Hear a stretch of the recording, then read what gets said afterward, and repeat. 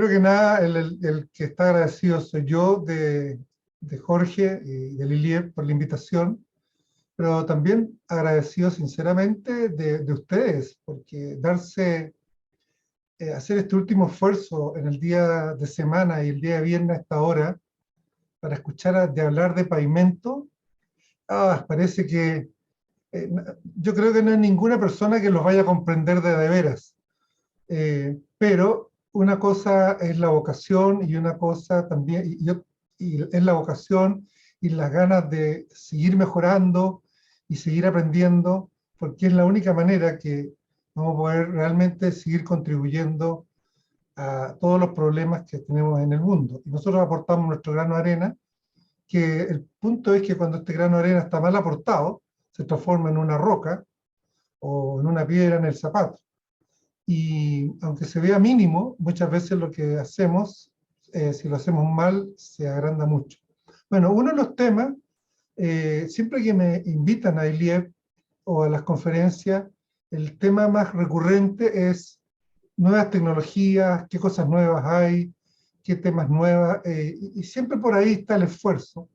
Pero en esta invitación, en una última que me hicieron hace poco en Colombia, tomé la decisión de que en vez de presentar algo nuevo, voy a presentar algo muy viejo y algo que está relacionado a la vejez, en este caso al envejecimiento del asfalto, que es un tema que ustedes se van a dar cuenta al término de la presentación que realmente es tan antiguo y conocido, pero todavía nosotros los ingenieros no terminamos de comprender cómo manejar esta situación.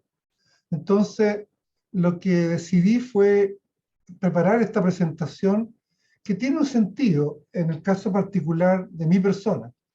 Y el sentido es que mi primera investigación, cuando fui a hacer mi estudio de posgrado, fue relacionada al envejecimiento del asfalto, y la última investigación que hice estando en la Universidad Católica como profesor y dirigiendo una tesis doctoral fue envejecimiento del asfalto. O sea, en un trayecto de 42 años comencé con envejecimiento del asfalto y terminé con nuestra investigación de envejecimiento del asfalto. Y cuando uno une estos dos puntos, hay una trayectoria de 42 años que permite hablar de envejecimiento del asfalto. Ahora, coincidentemente, en estos 42 años, también he envejecido, entonces entiendo más el concepto de envejecimiento. Ok, interrúmpame todas las veces que sea necesario, porque esto es importante que resulte bien. Bueno, pero hasta el momento, en realidad, todo lo que estaba diciendo era con la pantalla de inicio, que es la que ustedes están viendo. Y el contenido del curso, el contenido de la presentación de hoy, justamente quiero hacer un poco de historia y reflexiones de estos 42 años asociados a la investigación de pavimento de asfalto. Después hablar un poco cómo ya después de tantos años de investigación y haciendo ejercicio en la profesión, entiendo la evolución del deterioro de un pavimento de asfalto. Después la gran pregunta, si el pavimento de asfalto es efectivamente flexible o rígido. Y luego vamos a analizar los factores, bien resumidamente, que afectan el envejecimiento del asfalto, que lo tornan rígido y ahí la pérdida de la reducción de su durabilidad. Y después las recetas más antiguas del mundo, cómo otorgar durabilidad a un pavimento. O sea, esto van a ver que incluso yo exprofeso voy a estar utilizando gráficos de libros antiguos, no por el hecho de que no tengo lo más moderno, y van a ver que al final sí tengo lo más moderno, para mostrar efectivamente que no ha habido nada nuevo respecto a este tema, pero no lo hemos terminado de entender y todavía no lo hemos terminado de manejar bien. Y hay muchos paradigmas dando vuelta en el camino. Entonces vamos a partir primero con la historia, que parte cuando yo era más joven, haciendo mis dos primeras investigaciones. La primera fue en Inglaterra, en 1981, como les decía, que tuvo que ver con hacer investigación sobre el envejecimiento del asfalto, ya les voy a dar más detalles. Y la segunda fue en Estados Unidos, que es la foto más arriba, en 1984, que fue mi doctorado, para también estudiar envejecimiento del asfalto. Y desde ese periodo, hasta los 42 años que fue académico en la Universidad Católica de Chile, la última investigación tuvo que ver también con envejecimiento del asfalto, y ya está a colores, como ustedes ven, y decía relación cómo utilizar los taninos, los residuos del Cabernet Sauvignon, en extender la vida útil de los pavimentos. Entonces, si uno une estos dos puntos, más todos los años de investigación y muchos temas que me tocó trabajar en el área de los asfaltos, uniendo estos dos puntos, yo creo que puedo explicar en gran medida o la totalidad de los temas que nosotros los ingenieros tenemos la posibilidad de entender. Pero nosotros los ingenieros no somos químicos, no hemos hecho 10 cursos de química inorgánica o química orgánica, y tenemos esa pequeña debilidad siempre. A pesar de que en el caso mío el doctorado lo tuve que hacer estudiando química, no me transformó en químico en ningún caso. Sigo siendo ingeniero.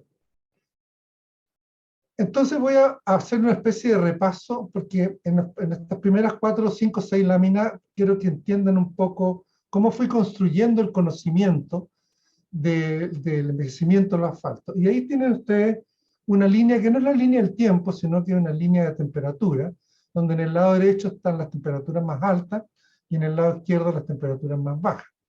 Y ahí vemos que el material asfalto es un material termoplástico, y dependiendo de la temperatura y la velocidad de carga dentro de un rango muy específico, su comportamiento pasa a ser desde un material líquido, líquido newtoniano, a un material no newtoniano, e incluso un material rígido, elástico, que responde a las leyes de Hooke. O sea, es un material que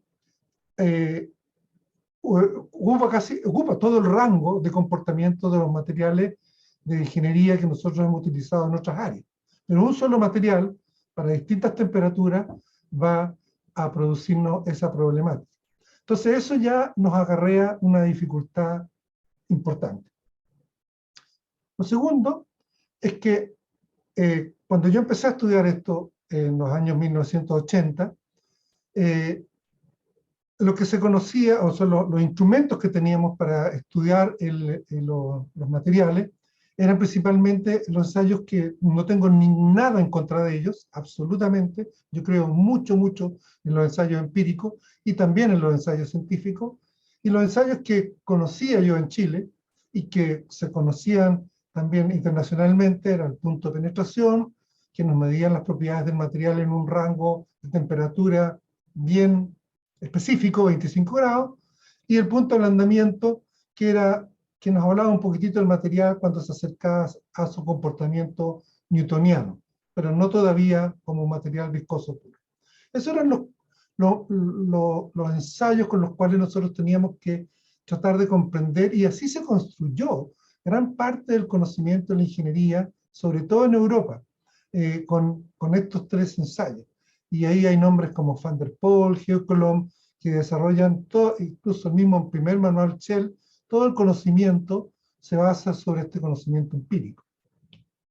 Más tarde en Europa yo conocería el ensayo FRAS, que permitía estudiar ya propiedades del asfalto en un rango mucho más extremo, de 4 grados si es que estaba envejecido, hasta temperaturas de menos 24 grados. Uno podía caracterizar el comportamiento del material con este ensayo FRAS, que es un ensayo desarrollado en Alemania. Y en Estados Unidos ya habían incorporado, no en Europa, la viscosidad absoluta o la viscosidad capilar absoluta y la viscosidad cinemática, para poder estudiar las propiedades del material en su rango viscoso y comportamiento newtoniano.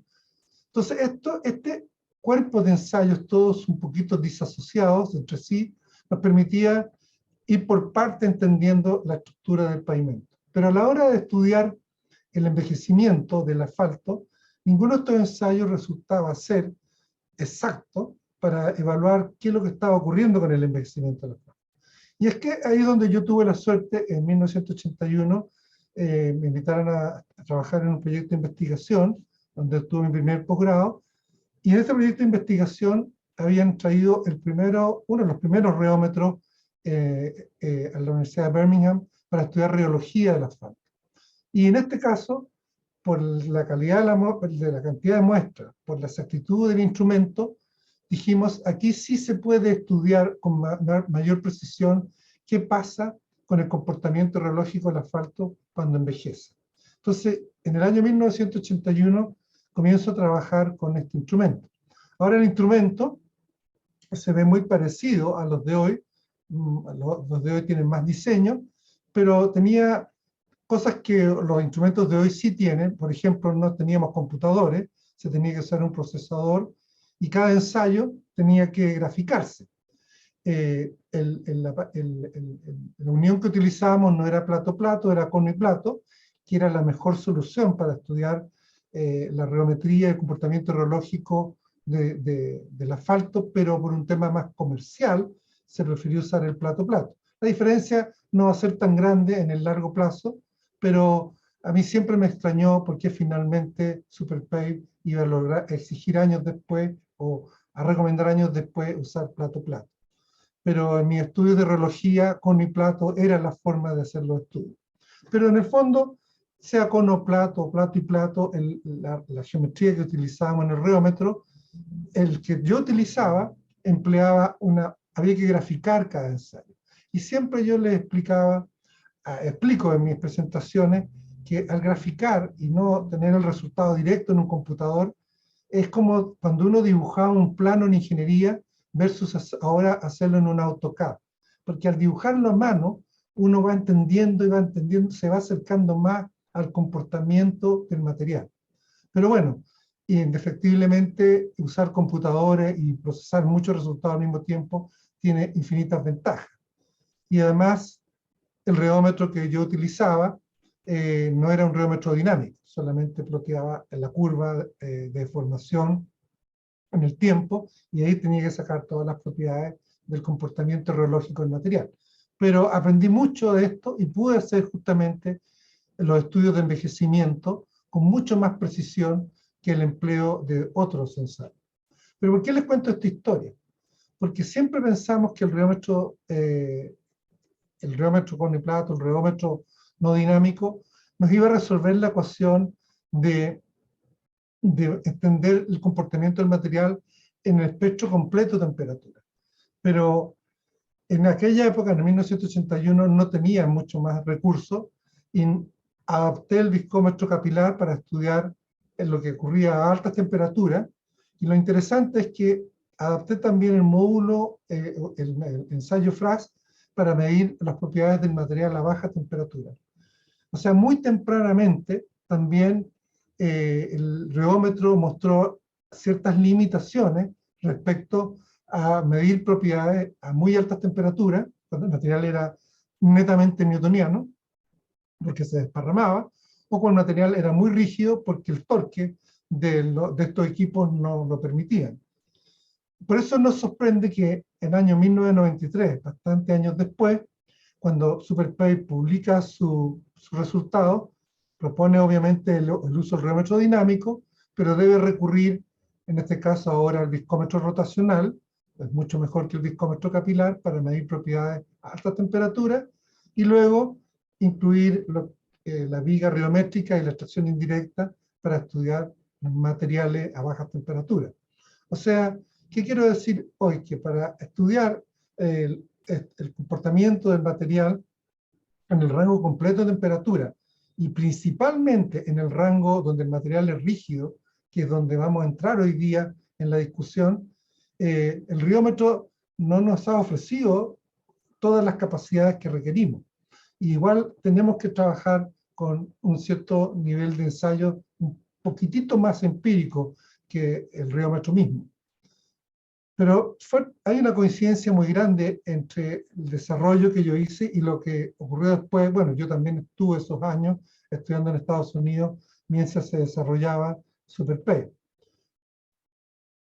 Otro aspecto también interesante del ensayo de envejecimiento, que en Chile y en Europa, y no sé en qué otros, en los países latinoamericanos, el ensayo que nosotros utilizamos para simular el envejecimiento del asfalto después del proceso de mezclado, era el ensayo de película delgada. Más tarde, en Estados Unidos, que luego lo adoptaría en toda parte del mundo, se utilizaba el ensayo de película rotatoria. Y ese ensayo terminó siendo como el ensayo que por defecto terminó usando se usa casi en todas partes del mundo para simular el estado de envejecimiento del pavimento en el proceso, lo que ocurre durante el proceso constructivo.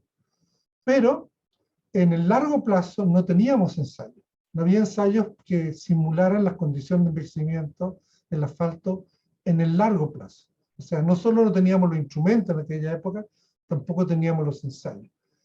En el proyecto yo no tenía tantos recursos y desarrollé un ensayo específico de largo plazo que vino a coincidir mucho con el ensayo más adelante que diseñara el SuperPave, que es el Pressure Oxygen Vessel, para medir, para simular un envejecimiento acelerado. Ambos ensayos tienen más o menos el mismo principio. El que yo llamé gota a gota es un ensayo mucho más rudimentario, así que hoy día, por supuesto, lo que se debe usar son los ensayos de envejecimiento que están utilizados en todo el mundo y están probados. Coincidentemente, eso sí, el ensayo PAB, a pesar que yo no trabajé en él, fue desarrollado en la universidad que estaba haciendo yo luego el segundo posgrado.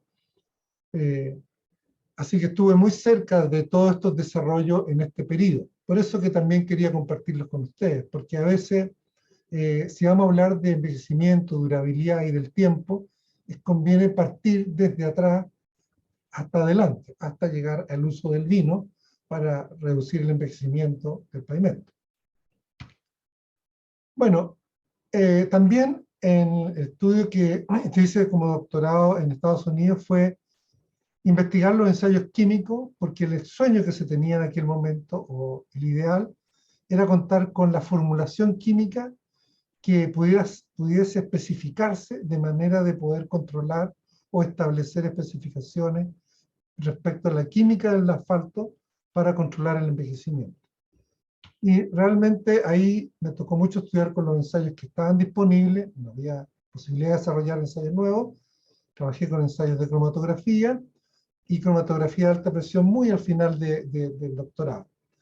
Pero no voy a extenderme a los ensayos químicos, sí me permitió entender mucho la química de los asfaltos, que me hace cuestionar muchas cosas hoy día respecto a lo que se hace con el asfalto químicamente cuando se quiere rejuvenecer, porque fueron 4 años de química, de estudio de químicas con el asfalto.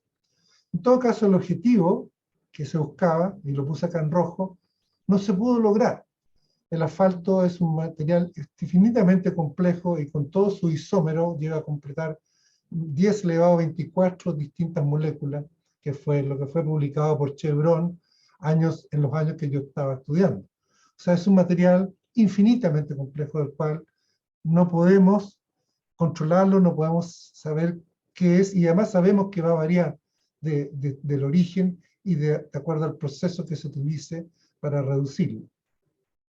Pero bueno, algunas cosas sí sacó y algunas conclusiones muy básicas y muy útiles para la aplicación de ingeniería son estas que dejo escritas acá abajo, que no están de más tenerlas en cuenta, que el porcentaje de asfaltenos, que es la precipitación del asfalto en el hectano, va a aumentar con envejecimiento, es decir, uno puede ver el grado de envejecimiento de un pavimento asfáltico de acuerdo al porcentaje asfalteno, pero no significa que más asfalteno envejece más. O sea, un asfalto con más asfalteno envejece más que otro, porque depende del origen, es cuánto asfalteno produzca.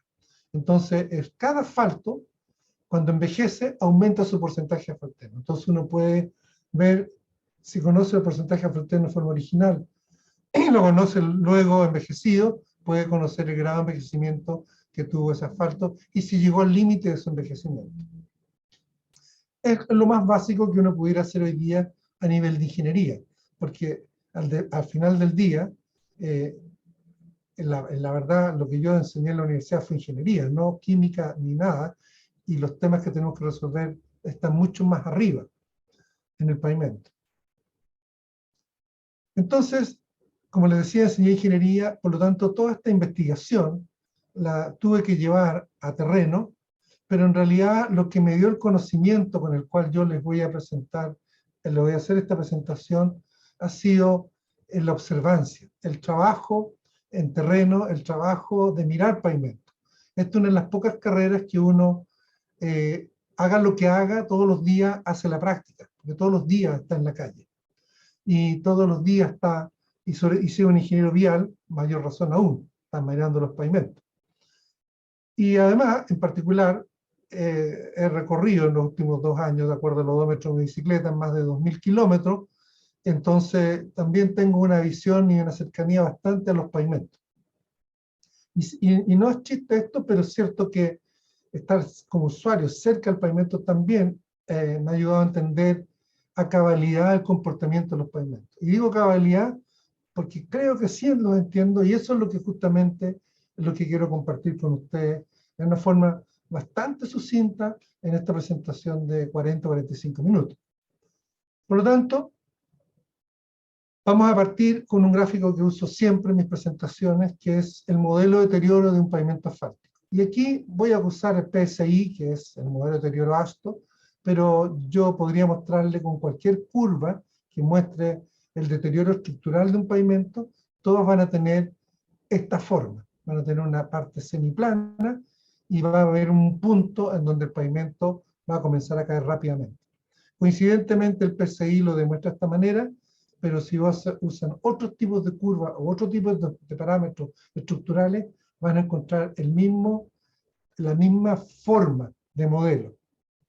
Por lo tanto, no hay que cuestionarse si corresponde o no corresponde usar esta curva. Esta es la curva de deterioro del pavimento asfáltico, sea cual sea el índice que yo esté poniendo en el eje Y. Entonces el asfalto, como ven aquí en la foto, cuando está recién puesto, está fresco, está con todo, está echando humito, y luego a medida que comienza a pasar el periodo y comienza a envejecer, y el tránsito comienza a solicitarlo, comienza a experimentar pequeñas fisuras, las fisuras se empiezan a extender, y luego las fisuras se empiezan a conectar. Es aquí donde termina, para mi gusto, la vida estructural del pavimento. O sea, cuando una estructura se agrieta o se fisura, porque a muchos ingenieros les gusta separar fisura y grieta, pero desde el punto de vista estructural puro, si ustedes están debajo de una viga y esa viga presenta una fisura o esa viga presenta una grieta, cualquiera sean de las dos cosas, ustedes van a salir arrancando, porque esa viga se va a caer. Se separaron los dos elementos físicamente. Y eso ocurre con el pavimento. El problema es que el pavimento no cae. Pero ahí termina la vida útil del pavimento y hasta ahí a mí donde me preocupa entender el comportamiento del pavimento asfáltico. Lo que se desencadena después de ese punto, que es ya un deterioro progresivo y más rápido, es tan poco lo que puede hacer que resulta un poco inútil preocuparse mucho de lo que pasa cuando algo ya está en ese estado de deterioro. Entonces nosotros nos vamos a concentrar en la parte de arriba de la curva y cómo controlar que esa parte se extienda. Porque ya cuando caemos en la parte con una tasa de deterioro mayor, es poco lo que podemos hacer.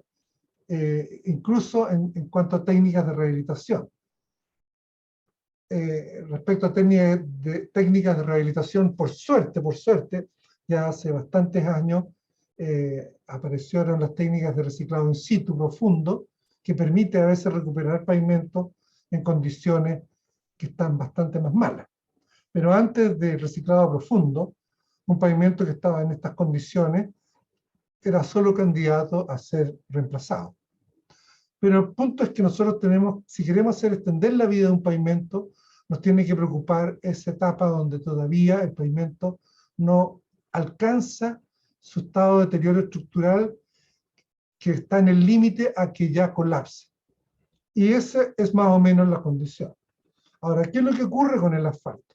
Si uno ve el comportamiento reológico del asfalto en estas 3 etapas, se da cuenta que cuando el asfalto es fresco, responde muy bien a un material viscoelástico. Y tienen los problemas asociados a un material viscoelástico.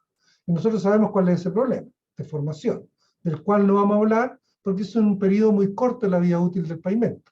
Y eso ya les voy a decir cómo lo vamos a resolver. Pero el problema después va a estar a lo largo de la vida del pavimento, en donde el asfalto va a tener un comportamiento reológico que va a variar entre un material viscoelástico más rígido o menos viscoelástico, e incluso llegando hasta el extremo cuando ya se fractura, en que empieza a tener un comportamiento más bien elástico, en donde todo estos estudios de módulos resilientes y módulos módulo resiliente del pavimento empieza a darnos poca información, porque el material pasado un cierto periodo, por los estudios químicos, por los estudios reológicos, que son ahora muy detallistas, me dicen que el material ahora es un material frágil y su comportamiento es el comportamiento de un material elástico. Por eso que en esta zona roja, luego ya las fracturas comienzan a producirse en forma frágil, el deterioro es bastante más rápido que versus el periodo anterior, donde todavía conservaba una cierta capacidad de disipar energía producto de su comportamiento viscoelástico. Esa es la forma de entender el deterioro de un pavimento desde el punto de vista de ingeniería.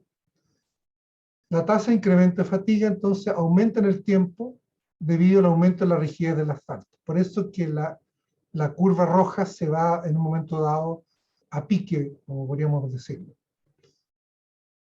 Cuando llega al límite de envejecimiento del asfalto, alcanza su módulo elástico máximo módulo rigidez, y también alcanza otro concepto, pero que no lo voy a comentar ahora, su máximo temperatura de transición.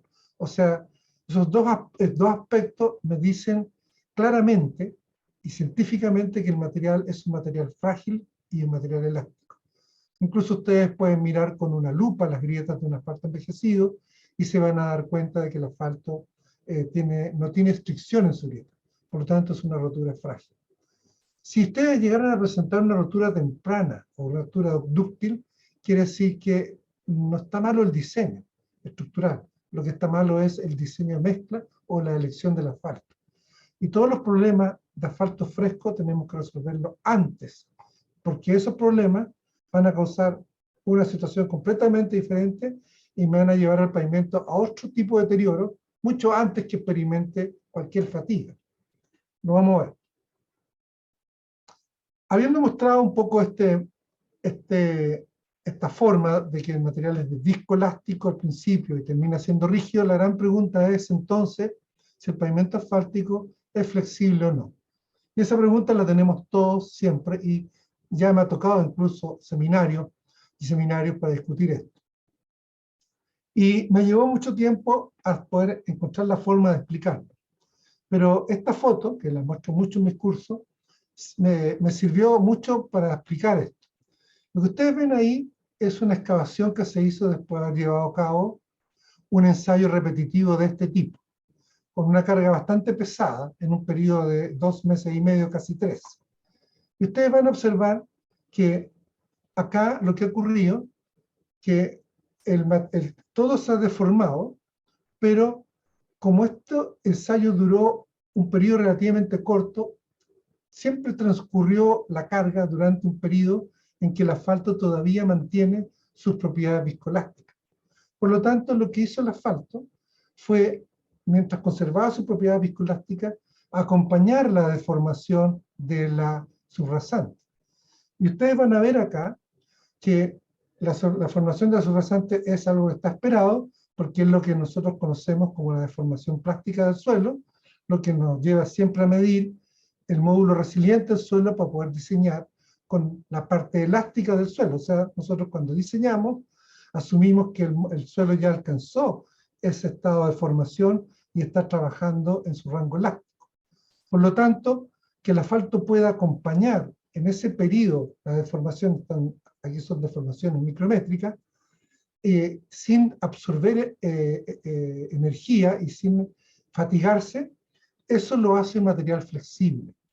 Pero después del segundo, cuarto, quinto año, dependiendo de varios factores que vamos a ver ahora, el material se va a transformar en un material rígido, y ya la deflexión que produzca la carga propiamente tal, que puede ser mayor o menor dependiendo del espesor y la capacidad del suelo, va a hacer que el asfalto se fatigue. Ustedes pueden ver ahí que desde el punto de vista estructural, la capa asfáltica, la capa base y la capa subbase no se ha deformado, porque en la dirección de la carga no experimentó deformación. Las tres capas acompañaron la deformación de la subrasante. Y ese momento que la acompañan, sobre todo en la capa asfalto, es cuando el asfalto se comporta viscoelásticamente. Y eso es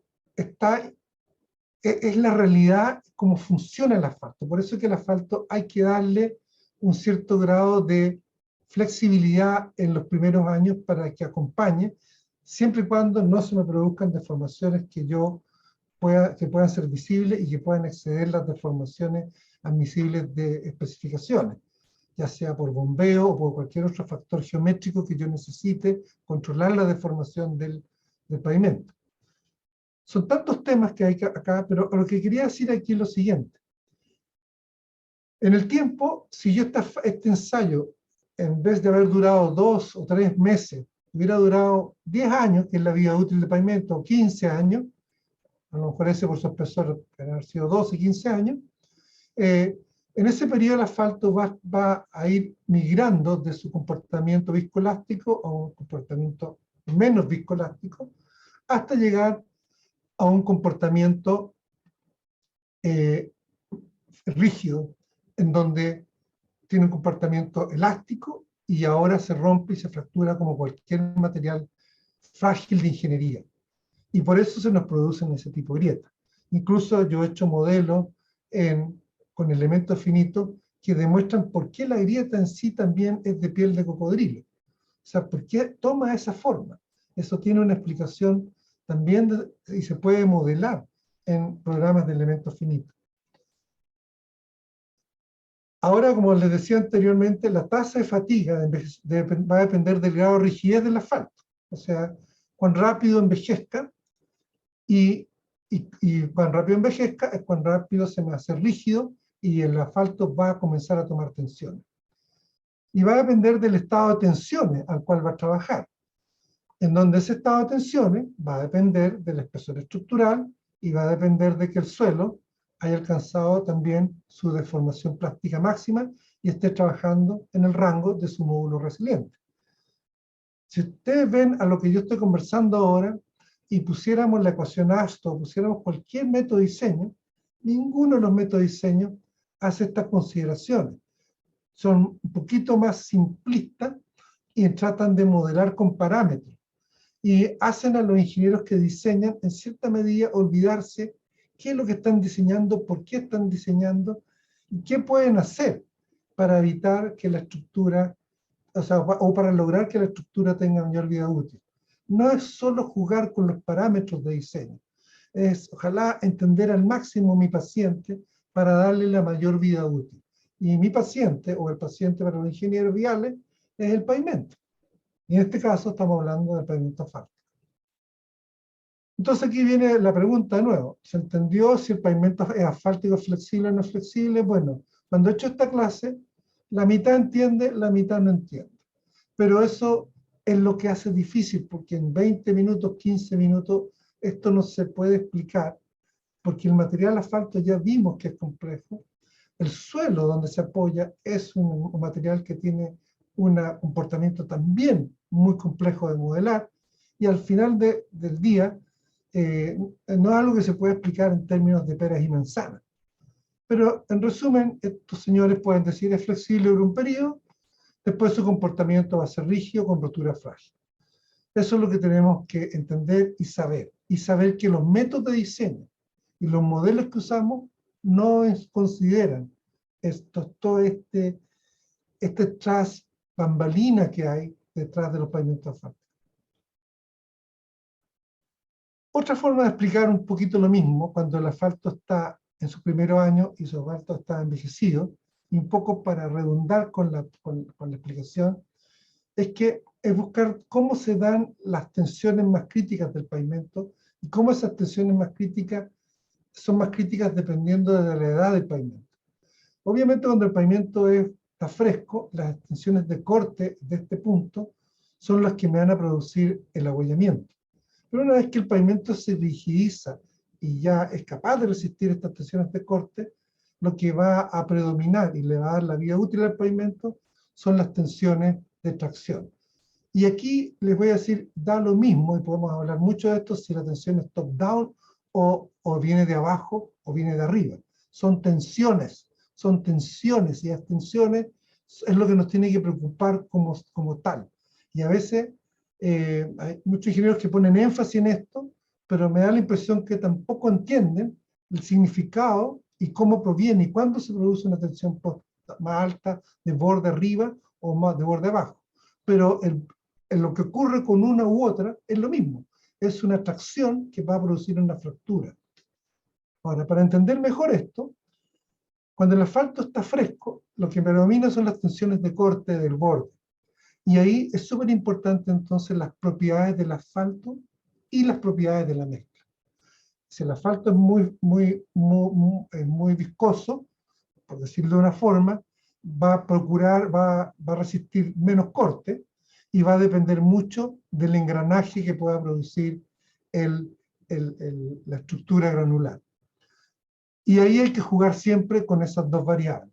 Y es una parte difícil de la ingeniería del diseño de mezcla asfáltica.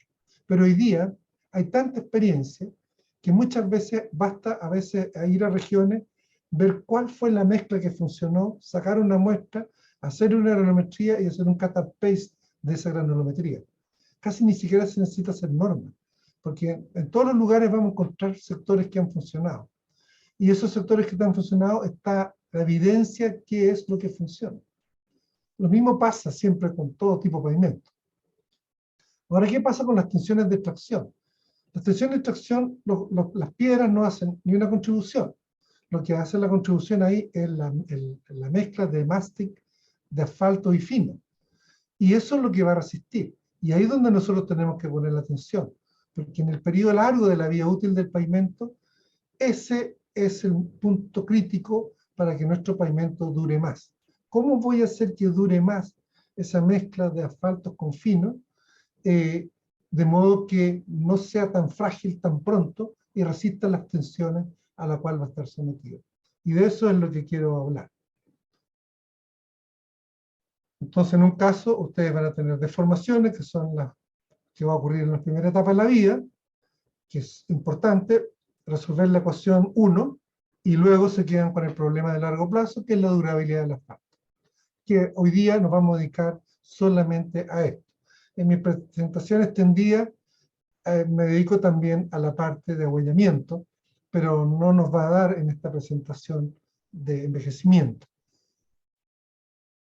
Aquí nos preocupa lo que pasa en este periodo del pavimento, que lo vimos recién con fotos, ahí donde yo estoy resaltando con rojo. Ese es el rango donde yo necesito asegurarme de que se extienda por el mayor tiempo posible. Y les voy a dar la herramienta. Y las herramientas van a estar todas en blanco y negro, porque todo no ha cambiado mucho. Es las mismas recomendaciones que yo aprendí 42 años atrás, cuando recién estudié esta parte de la ingeniería. Entonces, para entender más esto, quiero hablar de los principales factores que contribuyen al envejecimiento. Es una compilación muy propia mía, pero que viene uniendo estos dos puntos extremos de los años que yo estuve trabajando en envejecimiento de pavimento. Y vamos a ver, van a ser más, pero vamos a ver inicialmente 3 orígenes que van a contribuir a la rigidización del asfalto y por ende al envejecimiento del asfalto y por ende a la rigidización. La primera es la pérdida de volátiles, la segunda es oxidación por temperatura, y vamos a aclarar un poquito más ese concepto, y la segunda es oxidación por rayos UV. Vamos a poner las 3 primeras que normalmente aparecen en todas las discusiones y en todas las presentaciones, y aparecen de forma correcta, pero vamos a ponerla en su verdadera dimensión. La pérdida de volátiles o evaporación es un tema que en lo personal a mí no me preocupa. Y les voy a decir por qué. Porque hay un ensayo, y es uno de los pocos ensayos que desde el año 1 es común en todas las especificaciones de asfaltos del mundo, que es el ensayo de pérdida de masa. En el ensayo de pérdida de masa, normalmente la restricción es de 0,8 a 1% de pérdida de volátiles, o pérdida también de otros orgánicos. Por lo tanto, el asfalto que yo estoy usando es 99% asfalto. Y el ensayo de pérdida de masa se hace a temperaturas de mezclado, que son temperaturas que van a reducir la evaporación del material, y se hace en el horno de película rotatoria, simulando las condiciones. Por lo tanto, el asfalto que nosotros tenemos en el pavimento no va a haber pérdida de volátiles. Y las pérdidas, si hay más pérdida de volátiles, quiere decir que tenemos usando un asfalto mayor. Ese fue un tema que yo, desde que empecé a usar el riómetro en los años 80, me empecé a dar cuenta que no estaba ocurriendo algo. Y ese ensayo que yo primitivamente diseñé gota a gota, me permitió a mí hacer ensayos de evaporación en ambiente nitrogenado, o sea, en ausencia de oxígeno. Y ahí me di cuenta que efectivamente uno puede haber pérdida de peso, pero no hay no hay oxidación. El ensayo en ambiente nitrogenado demuestra que la evaporación no aporta el envejecimiento dentro del rango de tiempo y temperatura de mezclado. Y muchas de las plantas que se diseñan hoy día además están muy encapsuladas y hay mucha ausencia de oxígeno también. Por lo tanto, no hay un envejecimiento, está bastante controlado el envejecimiento y la pérdida de volátiles, que muchos lo recitan ya en algunos papers, no es un tema, y si fuera un tema quiere decir que tenemos un asfalto que no es bueno. Pero este sí que es importante, la oxidación por temperatura, pero en realidad ahora vamos a ir cambiando la palabra, y la puse entre comillas esta vez, oxidación, porque se habla de oxidación porque está el oxígeno presente, pero también hay otros, hay otros elementos que producen el mismo grado de oxidación que el oxígeno, obviamente no está tan presente como el oxígeno, pero en realidad en los polímeros se habla de polimerización. La rigidización del material no ocurre por oxidación, son dos fenómenos distintos al concepto de oxidación que nosotros conocemos, por ejemplo, cuando hablamos de oxidación del acero. Entonces pero ahora se habla de oxidación porque está el oxígeno presente, pero lo que ocurre es polimerización. Y vamos a hablar un poquito después de la polimerización, porque ese es el gran tema a entender de los asfaltos. Entonces, si yo hago un gráfico acá y pongo las viscosidades del material y pongo cómo se desarrolla la viscosidad en el tiempo, voy a encontrar acá un periodo que es un periodo instantáneo, que es el periodo de la construcción, en donde el asfalto, producto de las temperaturas de construcción, va a modificar su viscosidad, inmediatamente va a aumentarla, transformándose rápidamente en un material más rígido de lo que era cuando estaba en condiciones frescas. Eso ya lo podemos simular, lo controlamos, y como les decía, las plantas lo controlan. Y ahí también donde cumplen un papel súper importante las nuevas tecnologías de mezclas tibias o mezclas frías, porque se evitan ese salto. Pero en las mezclas en calientes tradicionales, si estamos empleando las mejores tecnologías de plantas, estamos teniendo igual un envejecimiento bastante más controlado lo que ocurría 15, 20 años atrás con plantas menos sofisticadas. Pero hay un envejecimiento rápido. Y después, en el periodo de tiempo, ese envejecimiento puede seguir en continuación creciendo hasta que se hace asintótico y crecer a un nivel mayor o a un nivel menor, dependiendo en gran medida de la temperatura de servicio. Pero más que la temperatura de servicio, dependiendo ese rango de las propiedades de la mezcla. Entonces aquí aparece ya el primer concepto. ¿Y cuáles son las propiedades de la mezcla? Que yo las voy a mostrar en blanco y negro, y se siguen repitiendo. Es el porcentaje de vacío, el porcentaje de asfalto y la densidad que logre yo en el proceso constructivo. Cualquiera de estas cosas o la combinación de ellas va a hacer que nuestro asfalto continúe el proceso de envejecimiento por la línea de arriba más que por la línea de abajo, transformándose en un material más rígido. Entonces ahí ya tiene algunos primeros ideas que son tan antiguas como en los años 40 o 30, cuando ya se empezaron a publicar todos estos temas relacionados a las mezclas asfálticas. Ahora hablemos de la oxidación por rayos UV, y nuevamente ahora la palabra oxidación aparece entre comillas porque la palabra que queríamos estar usando es polimerización. Acá ustedes ven una foto, que yo la uso mucho, que casualmente tuve la suerte de observar lo que pasaba. Esta es una zona desértica, en aquel tiempo de un camino relativamente poco transitado, en donde, por algún motivo, se hizo mantenimiento con un riego de asfalto en uno de los carriles, y el camión, al llegar al otro extremo, la historia es divertida, se le acabó, no tuvo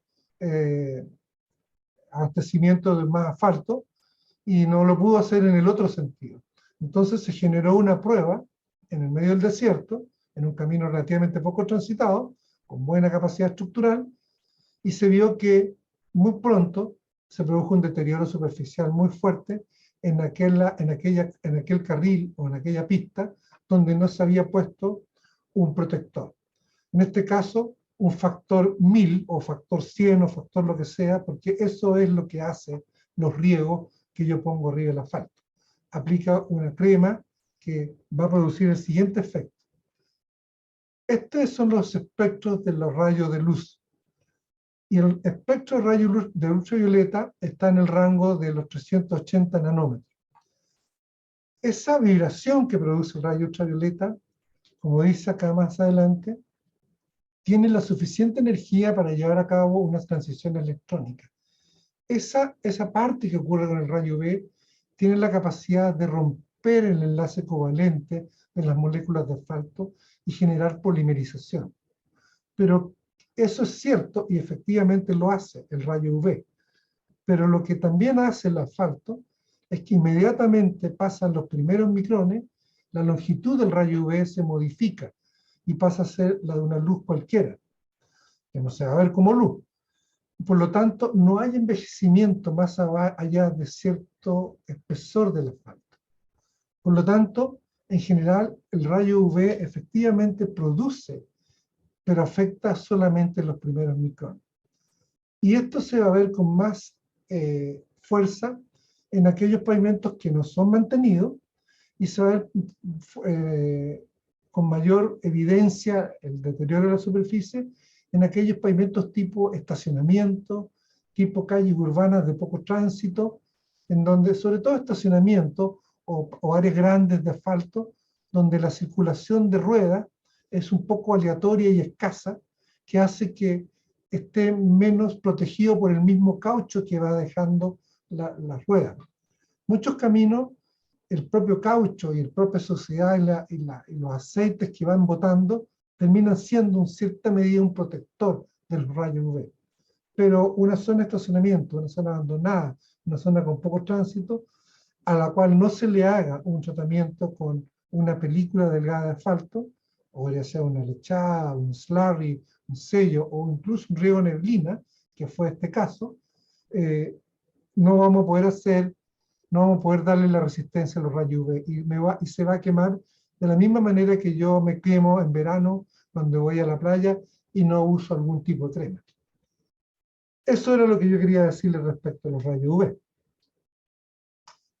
Y con esto serían tres formas que vimos. Son la evaporación, la temperatura de construcción y temperatura de servicio, y los rayos UV, que es lo que vamos a ver en la mayoría de los libros, pero ahora yo creo que lo vieron en buena perspectiva, y nuestro enfoque más fuerte debería estar en la temperatura de construcción y en la temperatura de servicio y en las calidades de la mezcla para ese periodo de servicio. Hay dos factores más, del cual voy a referir solo a uno, porque el otro es como la segunda derivada y tampoco me va a alcanzar el tiempo, pero este sí lo voy a considerar que es muy importante y se da en Perú a lo largo de toda su carretera Ruta 5, que tiene estas características, que es la absorción de componentes livianos por área. También se da en la sierra y en el altiplano. He tenido la oportunidad de conocer casi todas las regiones del Perú y he observado también el comportamiento de los pavimentos. Pero esto se da en el norte de Chile y de la misma manera en toda la Ruta 5 de Perú, que atraviesa toda una zona árida y desértica. que la absorción de los componentes livianos del área. Esto es que los áreos, sobre todo los áreos desiertos, los áreos de montaña, ciertos tipos de áreos, son muy absorbentes. Y esa absorción sigue en el tiempo. ¿Y qué es lo que hace? Absorbe los maltenos del asfalto lentamente y hace que aumente la proporción de asfaltenos respecto a los maltenos. Esto ya hablando en los términos más básicos de química, que no es química, son parámetros químicos, pero que me están midiendo y me están diciendo aquí aumentaron los asfaltenos, por lo tanto este asfalto está envejecido. ¿Y qué es lo que ocurre? Efectivamente, si ustedes ven esta tabla, que es la composición de los materiales, se van a dar cuenta que dentro de los maltenos hay dos compuestos que son los mayoritarios, que son los saturados y los aromáticos, que son ambos compuestos son viscosos y son líquidos. Y esos no se absorben los primeros días, pero en el largo plazo se va absorbiendo. Y por eso que además los pavimentos cambian de color, porque adquieren el color de los asfaltenos. Los asfaltenos no son negros, son café. Este fenómeno, por ejemplo, que se da en muchos sectores de Perú y Chile, y también en muchos sectores donde me ha tocado visitar en Estados Unidos, que es toda la zona desértica de Estados Unidos, de Las Vegas, Colorado, Nuevo México, Arizona, Texas, es lo mismo. No obstante, igual no está tratado y no está entendido de esta forma, pareciera increíble. Y es tan visible, tan evidente, y no lo van a encontrar tampoco mucho en la literatura, porque de alguna manera se ha ignorado este efecto químico que tiene el desbalance que se produce entre los saturados o entre los maltenos y los asfaltenos en el tiempo producto de la absorción de los áridos en la zona donde los áridos son absorbentes. Entonces, cuando ustedes vean grietas de este tipo, no van a ser grietas por fatiga, sino que son grietas por desbalance de asfaltenos y maltenos, y más aún si el asfalto ha cambiado de color y se ha puesto más claro.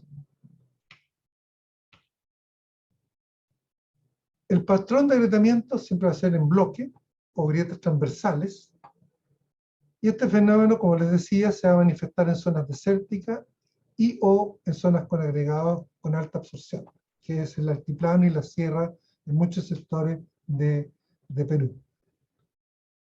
En resumen, entonces, y con énfasis en los colores, lo que más nos debe preocupar a nosotros es la polimerización o oxidación por temperatura, la absorción de componentes livianos por el agregado, es decir, lo último que acabamos de ver.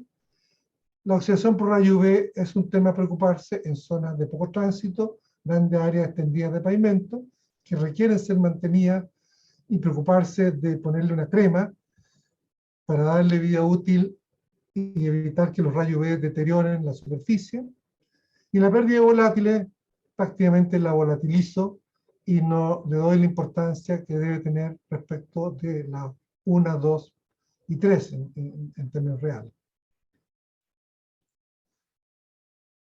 No podría dejar a un lado otro aspecto que tiene que ver con aumento de rigidez del asfalto, pero que no es envejecimiento, y que es lo que pasa en un asfalto cuando está a bajas temperaturas. Acá hay un gráfico con viscosidad y temperatura. Y cuando la temperatura es alta, como ven acá en el circulito celeste, la viscosidad del material es baja. Pero si la temperatura disminuye, la viscosidad aumenta, pudiendo transformar al material en un material frágil. O sea, es posible que el material no necesite envejecer para transformarse frágil.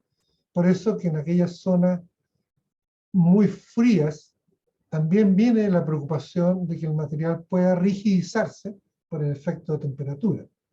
Ahora, cuando el asfalto no está envejecido, si yo vuelvo a subir la temperatura, el material regresa a su punto original. Y esto se conoce como static hardening en inglés. Y en español significaría algo como lo que puse acá abajo, que es un endurecimiento debido a un ordenamiento espacial de las moléculas. Así está definido el concepto de static hardening en inglés. Lo traté de traducir en español y la palabra es estérica, endurecimiento estérico. Como suena muy parecido a histérico, no me siento cómodo con la pronunciación. Ahora, ¿qué pasa con el mismo gráfico cuando el asfalto está envejecido? Bueno, cuando el asfalto está envejecido a esta temperatura, que el asfalto tenía una baja viscosidad, va a tener una mayor viscosidad, porque vimos que el envejecimiento le sube la viscosidad. Y el trayecto, perdón, que va a ser, ahora va a ser un poquito más corto en el rango de viscosidad, pero también va a ser en las dos direcciones. Pero el asfalto va a pasar desde ser rígido a muy rígido. Entonces, cuando se dan las dos combinaciones, y esa combinación se da en la altura de la cordillera de los Andes, a lo largo de todo el continente, este fenómeno es bien recurrente en los caminos cordilleranos del asfalto. Y hasta hoy día no se sabe tratar. ¿Y por qué? Porque no en todos los países tienen estas condiciones. Pero créanme, tiene tratamiento y no lo hemos podido hacer. Yo trataba de hacerlo acá en Chile, en el camino a Mendoza, pero me dijeron que no se podía. Y bueno, ni hablar.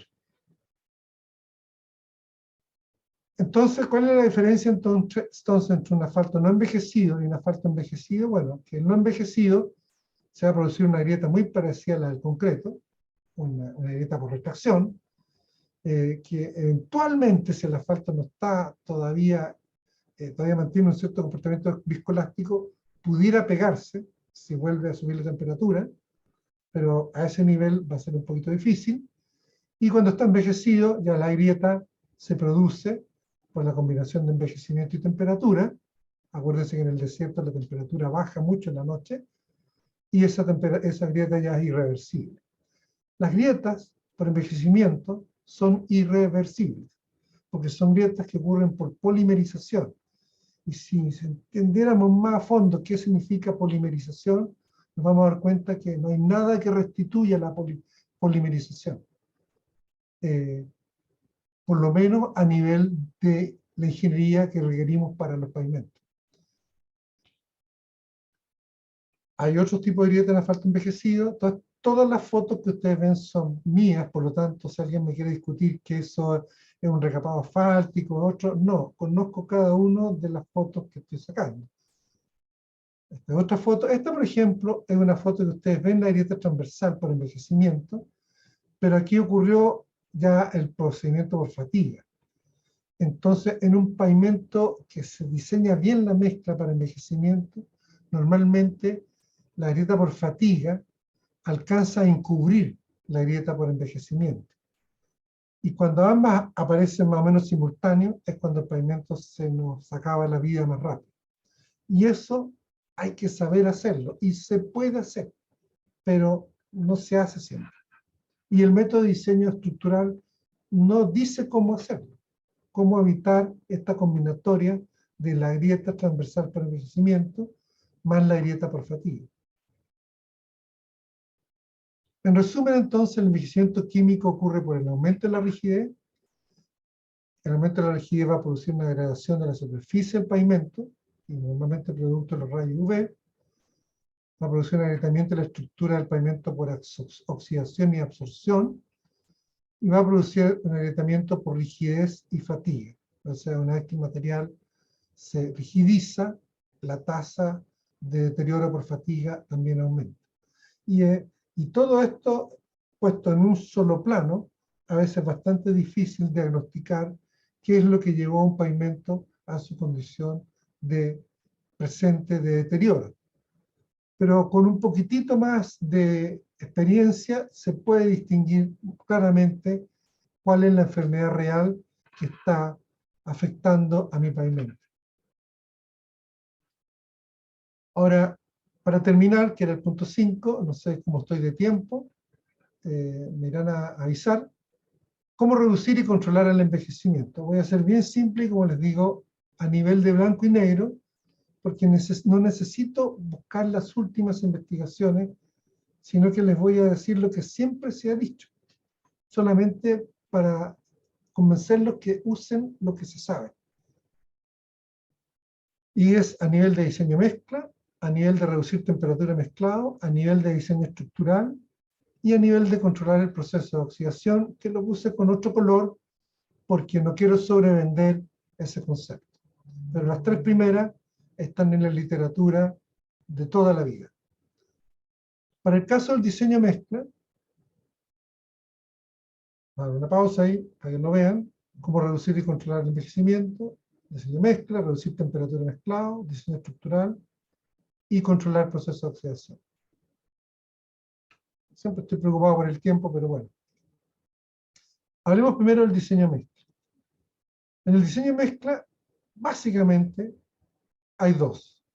Aumentar el contenido del asfalto para aumentar la utilidad de la mezcla y reducir el contenido vacío para reducir la presencia de oxígeno. Y estas dos gráficas son de las más antiguas que hay, en que muestra que con el aumento del porcentaje de asfalto, aumenta la resistencia a la fatiga. Pero obviamente disminuye la resistencia a la estabilidad. Entonces, por desgracia, no puedo colocar todo el asfalto que yo quisiera, porque el material pudiera, la mezcla pudiera hacerse débil. Y ahí tenemos algunas herramientas para mejorar eso, y muchas de estas se han perfeccionado en el tiempo.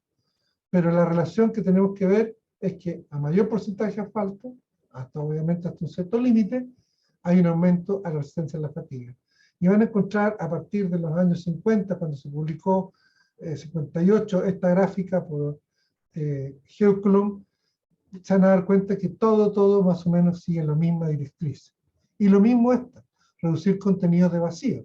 O sea, a mayor porcentaje vacío que lo que vemos en el eje abajo, el ciclo de cargas por fatiga disminuye así directamente. O sea, logarítmicamente, como lo ven, porque los ciclos de carga están en escala logarítmica. Entonces, aumentar el contenido de asfalto, aumentar la ductilidad de mezcla significa que yo tengo que generar mayor espacio entre las piedras. Eso es lo que le va a dar ductilidad a la mezcla y le va a dar vida. Pero si yo genero mayor espacio en las piedras y ese asfalto no tiene la viscoelasticidad necesaria, puedo incurrir en deformación. Entonces yo tengo que manejar ese asfalto, ya sea con algún modificador o con filler, u otras técnicas también. Pero esos son lo que yo debo lograr. Pero lo que tenemos que buscar es producir un material más dúctil. La piedra no le puedo modificar su ductilidad, pero lo que puedo modificar es la ductilidad que hay entre los dos materiales rígidos que componen la matriz del asfalto. Así de sencillo es el tema. Y así es como hay que verlo. Y ahí así es como uno debe generar la curva granulométrica para poder resistir la deformación y poder colocar la mayor cantidad de asfalto. Y reducir el contenido vacío básicamente significa un buen diseño de mezcla y una buena compactación y controles de temperatura adecuados en el proceso constructivo para poder dar la densidad que se requiere. Y todo ingeniero que tenga experiencia sabe que en aquellos puntos que no logran la densidad por distintas razones, y no me voy a dedicar a eso ahora, no logran la vida útil del pavimento. Nada nuevo. La otra técnica macro para reducir el efecto de las temperaturas proviene del empleo de mezclas templadas. Dentro de las mezclas templadas están aquellas mezclas como las mezclas asfálticas en caliente, que están acá con un rojo, que son aquellas mezclas que usan temperaturas de asfalto muy altas y temperaturas de agregado muy altas. Y dentro de eso están en el otro extremo las mezclas con emulsiones, que usan temperaturas de asfalto muy bajas y temperaturas de las piedras también a temperatura normal. Entre este extremo y este han aparecido muchas técnicas, de las cuales yo en los últimos años en la universidad pude trabajar en muchas de ellas. Con asfalto espumado, que es una de las técnicas que más yo recomiendo para construir pavimentos sustentables.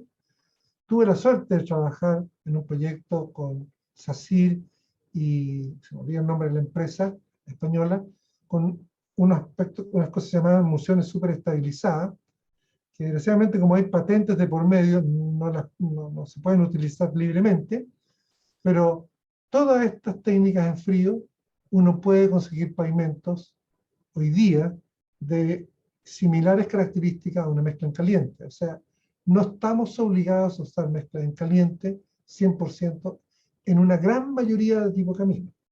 A lo mejor en un aeropuerto, en una autopista de alta intensidad, la capa de rodado sí debe ser de mezcla en caliente. pero un 90% del resto de los caminos pueden resolverse con estructuras que tengan algún tipo de solución de mezcla tibia para ir en favor del medio ambiente y aprovechar también de no envejecer el asfalto. Hay otras técnicas de las cuales no tengo experiencia porque no he trabajado en ellas, he leído un poquitito, pero no me voy a referir a ellas. Pero solamente en este caso es una foto de lo que hay y la seguridad con la que les digo de que el 90% de los caminos pudieran resolverse de forma sustentable con mezclas, de algún tipo de mezcla templada. Y para allá debe dirigirse 100% toda la tecnología de pavimentación. Independiente que el día de mañana la capa de rodado misma de algunas carreteras requiera de una mezcla en caliente o una mezcla de alto módulo, que no soy muy partidario de ella en todos los casos. Y estoy hablando para las condiciones de los pavimentos de Latinoamérica. El diseño estructural, cualquier persona que haya trabajado en diseño de estructura por un cierto periodo se da cuenta que lo que define y lo que da utilidad a las vías, a la vida estructural de cualquier estructura, es el estado de tensiones al cual trabaja. Entonces, por ejemplo, acá yo de forma genérica tomé la curva de Shell, donde establece la relación entre la vida y la fatiga, o sea, la deformación que va a experimentar el asfalto por las cargas, y los ciclos de fatiga, y varias curvas que van a representar distintos tipos de mezcla. Si yo trabajo con un asfalto muy delgado, normalmente voy a trabajar a niveles de deformación unitaria muy altos, y voy a esperar vidas útiles muy bajas. Esto es figurativo para que lo vean. Pero si yo aumento a veces levemente el espesor, puedo bajar el nivel de tensiones y cualquier curva me va a dar el mismo resultado, siguiendo la misma curva, y me va a extender la vida útil. O sea, la vida útil de un pavimento está relacionada, aparte de sus propiedades constructivas, única y exclusivamente con el espesor y el estado de tensiones. Por eso hay que tener mucho cuidado cuando el ahorro y la presión del inversionista va por reducir espesor, porque lo que están haciendo, por cada reducción de espesor, aumentando el riesgo por 100 respecto de la probabilidad de durabilidad de esa vida útil. También existen personas que dicen usemos altos módulos y usemos curvas. Altos módulos van a dar un poco más de vida, pero nunca van a reemplazar el mayor espesor. Es otro tema fuerte en el diseño de pavimento, que no está tampoco bien discutido en la literatura porque se ha desencadenado este último tiempo a través de distintos movimientos y distintos paradigmas que hacen pensar que mayor módulo es mejor, que hacen pensar que el pavimento más asfáltico es más barato, más delgado más barato, etcétera, etcétera, y las decisiones se toman exactamente en la dirección contraria. Y esto se entiende en blanco y negro, lo puedo hacer a colores y se va a ver igual, pero aún así no sé qué más se puede hacer para que se entienda que se puede hacer bien y económico. Entonces, en resumen, para controlar el envejecimiento teníamos diseño mezcla, reducir temperatura mezclado y diseño estructural. Y por último, para poder cerrar este camino del año 1 hasta el año de la última tesis doctoral que dirigí, es controlar el proceso de oxidación a través de incorporar antioxidantes.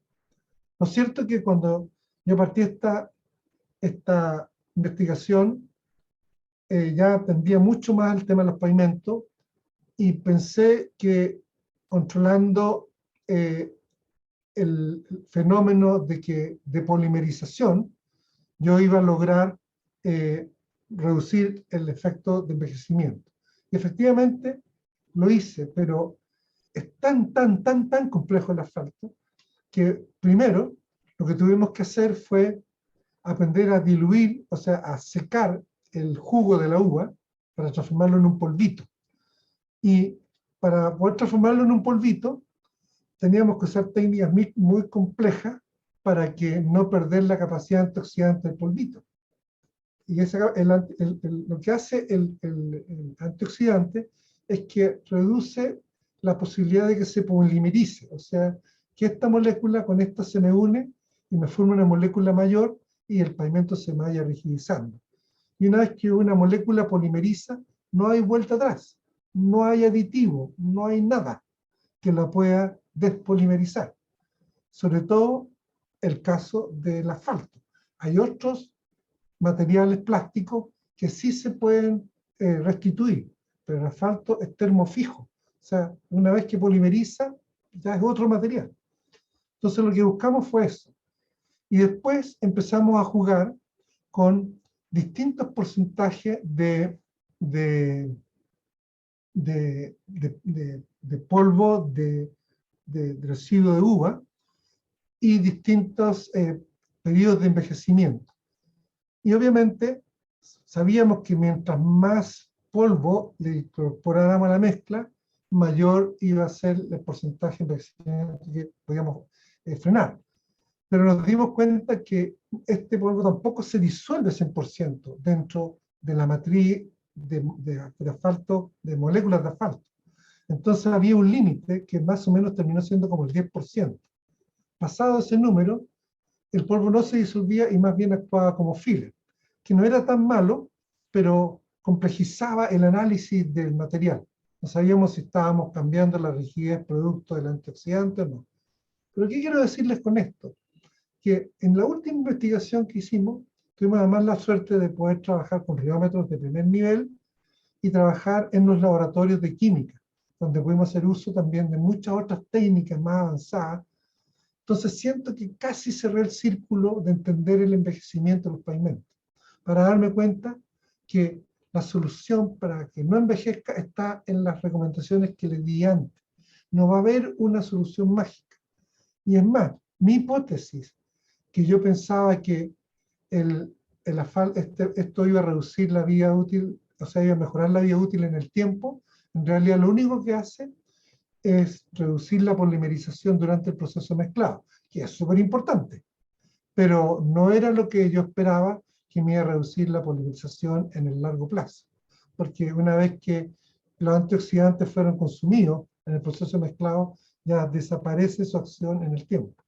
Pero independiente de entender esto o no, como que casi cerré el circuito desde el punto de vista reológico, desde el punto de vista químico, para entender por qué el diseño estructural me funcionaba de esta manera y cómo se relacionaba con lo que yo veía en terreno y cómo se relacionaba con los resultados de investigación que había hecho.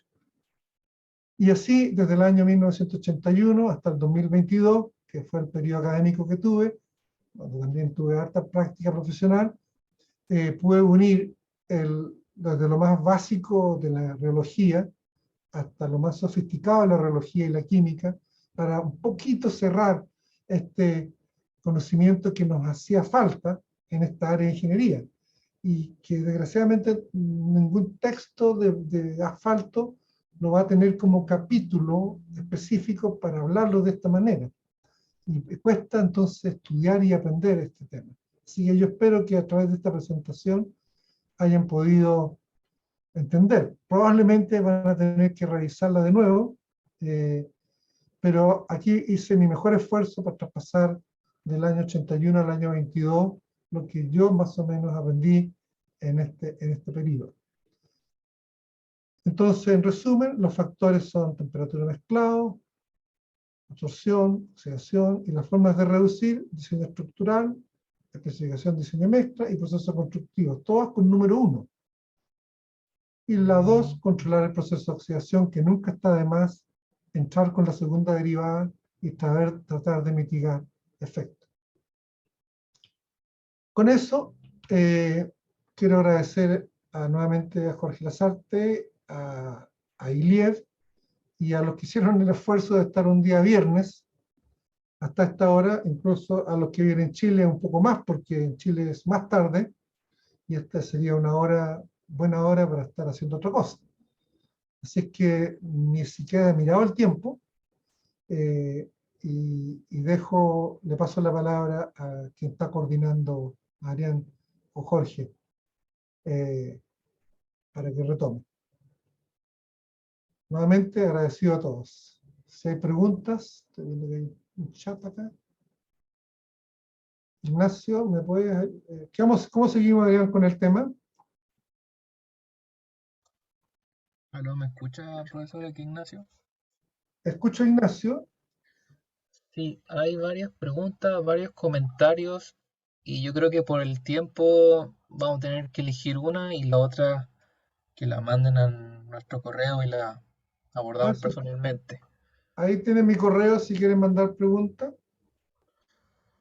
Ya, lamentablemente voy a tener que elegir una que es la más alineada con el tema y dice así.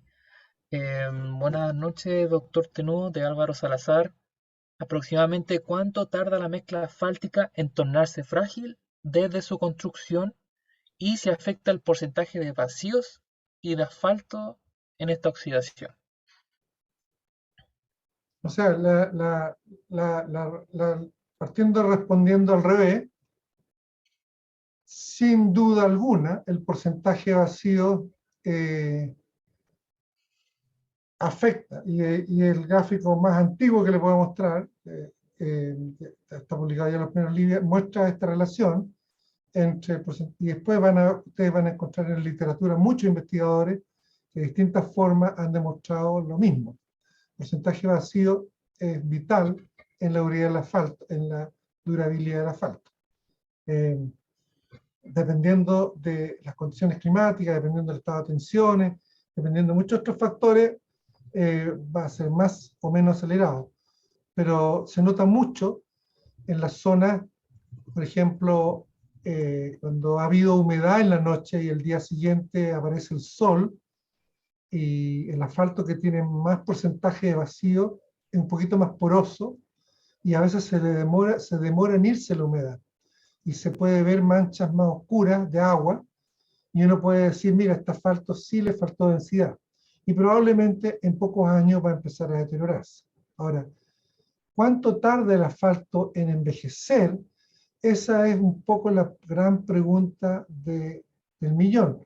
Pero en mis conocimientos, yo al asfalto, para que empiece ya a actuar como un material rígido en una carretera, yo creo que a partir de entre el segundo y máximo el cuarto año ya lo está haciendo.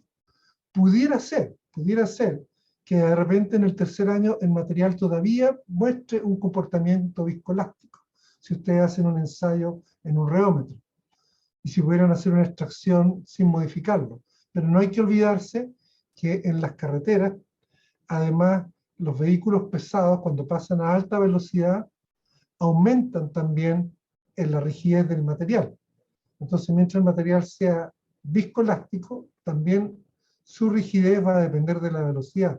Entonces, no solo va a depender del estado de envejecimiento, sino que también va a depender si es un estacionamiento donde nadie pasa apurado, o si es una carretera donde está siendo solicitado a cargas de muy alta velocidad, que va a hacer que el asfalto responda más rígido que flexible.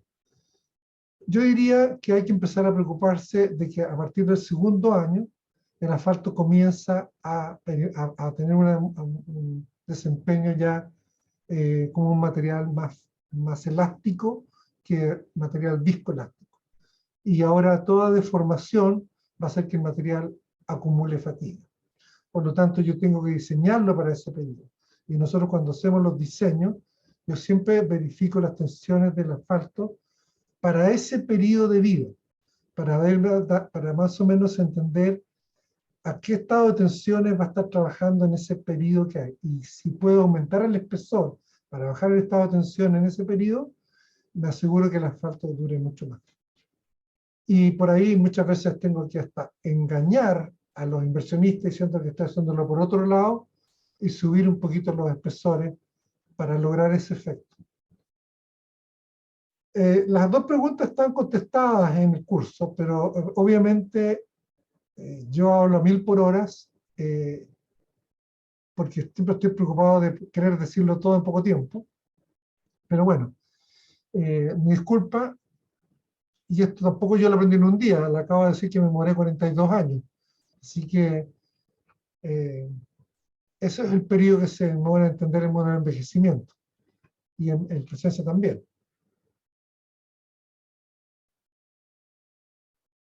Dice la pregunta si será posible que se facilite el video. Yo tengo entendido que el video queda a disposición de la gente que se inscribió. Eso lo puede responder Iliev. Es bueno verlo por segunda vez a aquellas personas que están interesadas en entender más el tema. Sí, la conferencia va a ser enviada por correo, claro, no se preocupe. Perdón, no escuché lo último. Tengo el La volumen. conferencia va a ser enviada por correo, no se preocupe, ingeniero. Ok, ok. Bueno, ¿cuántos asistentes hubo en la presentación?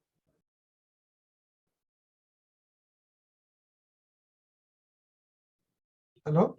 Perdón, no le entendí, disculpe. ¿Cuántos asistentes habían en la presentación? A 62 y inscritos habían 223. Ok. ¿Y cuántos estaban despiertos y cuántos estaban durmiendo? Eso no lo vamos a ver nunca. Eso no sabía decir, ingeniero. Ok.